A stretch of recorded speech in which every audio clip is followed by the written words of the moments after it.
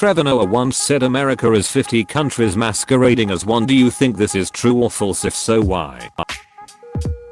This is true of most countries. I live in Germany. But Germany isn't just one country. There is a constitution, the basic law Grundgesetz, and federal laws passed by Congress. Then there are the state laws passed by the state governments. Then there are local regulations defined by the counties, cities or town governments. Bavaria, for example, is a free state. The Bavarian leaders never signed the German basic law, but stated that they would accept it if 2/3 of the rest of the German states signed it. All other German states did sign it, so the law applies to Bavaria as well. But Bavaria still sees itself as somewhat more independent than other German states. Bavaria, for example, has a political party that is only active in that state, the CSU, that is associated with the CDU, that is active in all other German states. In the current German government, the CSU has several minister positions, even though it only represents one of 16 states in the country. Federal laws are the same across the country, but things like education and schools are in the responsibility of the state. So there are differences. The states try to align them as much as possible. But there are differences, because each state allocates different budgets for education. Sounds like Bavaria is German Texas. Edit. Thanks for the gold. When you picture a German, you picture a person from Bavaria. When people picture an American, they most likely think of a person from Texas.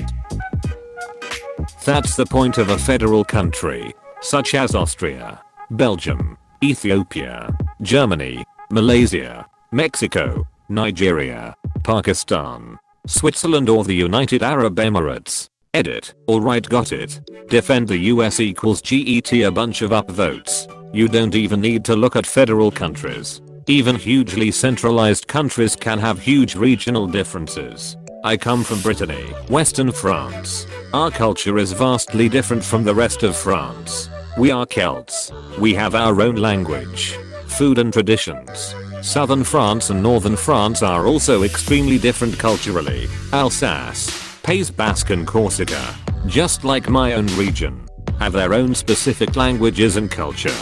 And I haven't even talked about overseas territories. Yeah, this is correct. Many countries of the world have these divisions. I think people forget that countries are just lines on a map. Culturally speaking, it's not correct. If you're saying this is where X culture starts and where X culture begins, as this guy said with France. I'm English, so I can only comment on the places I've been. Lyon is culturally very different to Normandy, which are all very different to Parisians. A very interesting one is the Basque region of France, as people from the Basque region would probably feel more relatable to someone from Barcelona than Paris on a cultural level.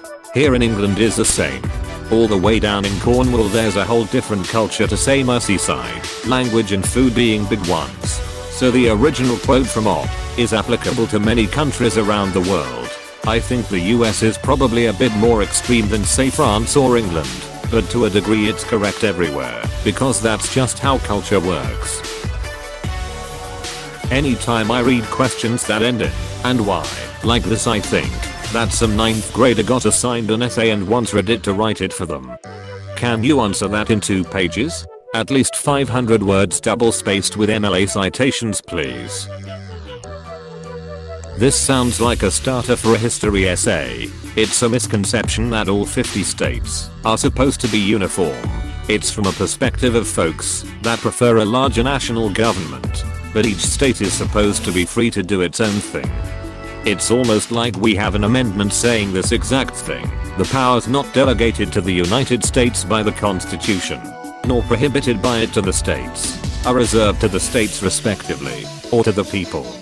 Amendment I. Congress shall make no law respecting an establishment of religion, or prohibiting the free exercise thereof, or abridging the freedom of speech, or of the press, or the right of the people peaceably to assemble, and to petition the government for a redress of grievances. Amendment 2nd A. Well-regulated militia, being necessary to the security of a free state, the right of the people to keep and bear arms, shall not be infringed. Amendment 3. No soldier shall, in time of peace, be quartered in any house, without the consent of the owner, nor in time of war, but in a manner to be prescribed by law.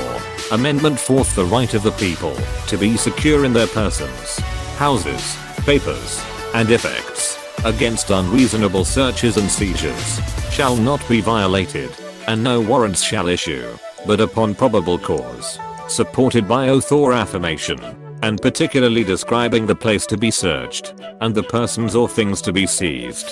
Amendment V, no person shall be held to answer for a capital, or otherwise infamous crime, unless on a presentment or indictment of a grand jury, except in cases arising in the land or naval forces, or in the militia, when in actual service in time of war or public danger. Nor shall any person be subject for the same offense to be twice put in jeopardy of life or limb, nor shall be compelled in any criminal case to be a witness against himself, nor be deprived of life, liberty, or property without due process of law, nor shall private property be taken for public use without just compensation.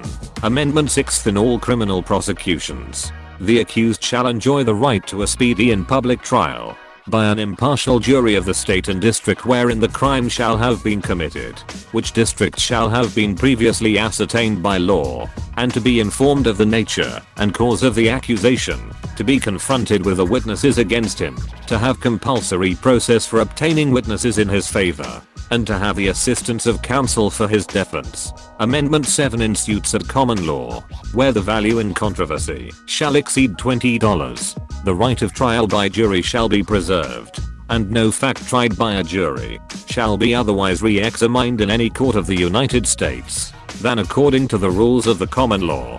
Amendment 8, excessive bail shall not be required, nor excessive fines imposed, nor cruel and unusual punishments inflicted. Amendment 9, the enumeration in the Constitution of certain rights shall not be construed to deny or disparage others retained by the people. Amendment X, the powers not delegated to the United States by the Constitution, nor prohibited by it to the states, are reserved to the states respectively, or to the people. Have the Bill of Rights. I don't know why I have it pinned to my copy/paste, but it's finally relevant. The whole idea is that there are 50 independent political entities under one flag, so masquerading isn't the best description. But he's not totally off base. He kind of is. I mean, there are large regional differences, sure, but it's not like German vs Italian level differences. You could probably make an argument that it's 3 to 4 countries trying to act unified, but it's kind of hard, to try to say New Mexico and Arizona are supposedly so far apart from one another that it's basically like going to another country. Sure, the demographics and government change, but it's not that dramatic. If the US were to ever balkanize, it would be roughly along these lines: link.com/a/eml3s5h. Just taking the phrase United States of America literally would suggest exactly that. The word state means country/nation/territory organized politically under a government. America is the landmass, i.e. North America/South America. So yeah, there are 50 states that are united as if they are a single one ruled under another big government, and they all happen to be in America. France is a state, and Poland is a state, and Canada is a state. They just aren't among the united ones of America. It was once common to say the United States are, rather than the United States is. Apostrophe. I've heard that the turning point was the Civil War. I'd recast Trevor's comment this way: 50 sovereign identities coexisting as one republic. Apostrophe. More accurate. Don't know about USA, but this is spot on for India. Languages, cuisine, culture varies wildly throughout the country as you travel from one state to another. The closest analogy to India is probably Europe with respect to diversity in culture. Didn't realize it was applicable to US. True. You compare Assam, Rajasthan, J&K and Kerala, you wouldn't believe you're in the same country. This is sometimes even true for the states that share borders with each other. I can see the point of a statement like that. There is a big difference, and a lot of common ground between, say, California, Rhode Island, and North Dakota. Then again, if you ever ask me, I always answer I'm a Texan. I pledge allegiance to the flag of Texas and those other 49 lesser states. LMAO. I used to live in Texas, and we had to pledge allegiance to the Texas flag and sing the Texas anthem every day. Not 50. No. But maybe 10 or so? Yeah.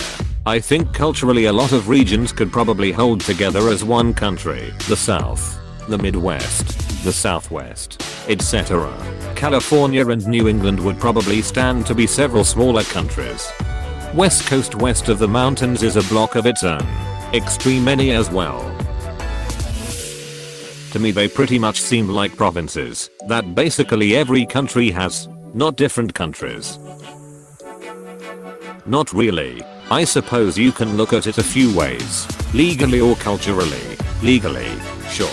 There's the aspect of states having some amount of control over their own laws, but this tends to only cover specifics and relatively minor stuff in the grand scheme of things, with the country's law taking precedence in most cases.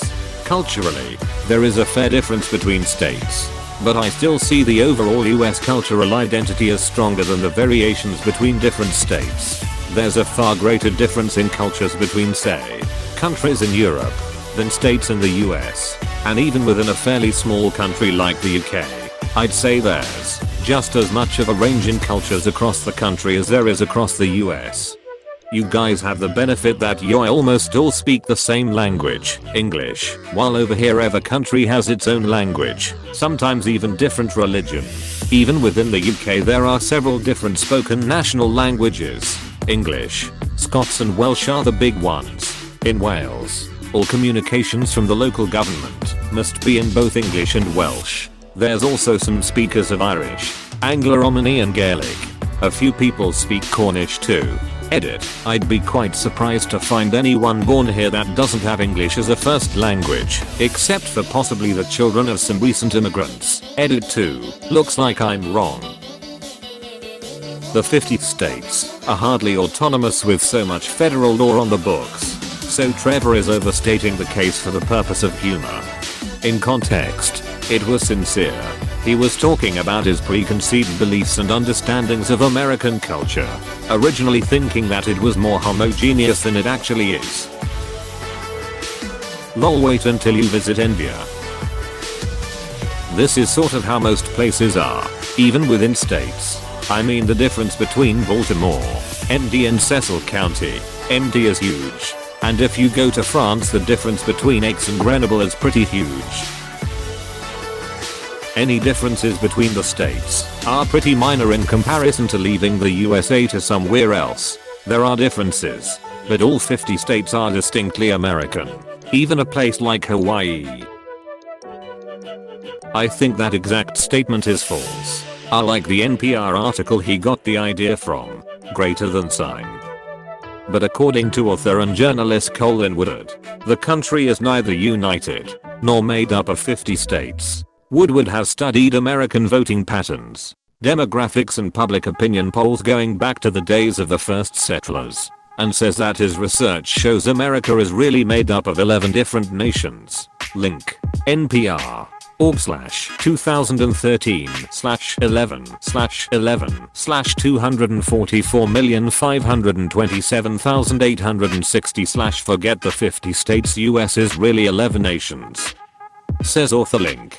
NPR. org/2013/11/244,527,860/ forget the 50 states US is really 11 nations. Says author. The 11 nations understanding certainly has its pros and cons, and Woodward even mentions that various communities within these nations might constitute nations unto themselves. The Black Belt, Mormon country, etc. Closed bracket comma. So the number of nations is somewhat fluid. I don't think it can be denied though that there are strong regional differences within America, and that these divisions are very deep and old. The states aren't like countries. Some of them are like Texas and California and a few others, but most are more like provinces that every other country has. The states aren't separate enough from US Congress to be country-like. I once heard we are no longer a melting pot, but a salad bowl. A melting pot infers we are melting cultures together. A salad bowl is all the cultures together but not combining. Hey, thanks for watching, and don't forget to subscribe.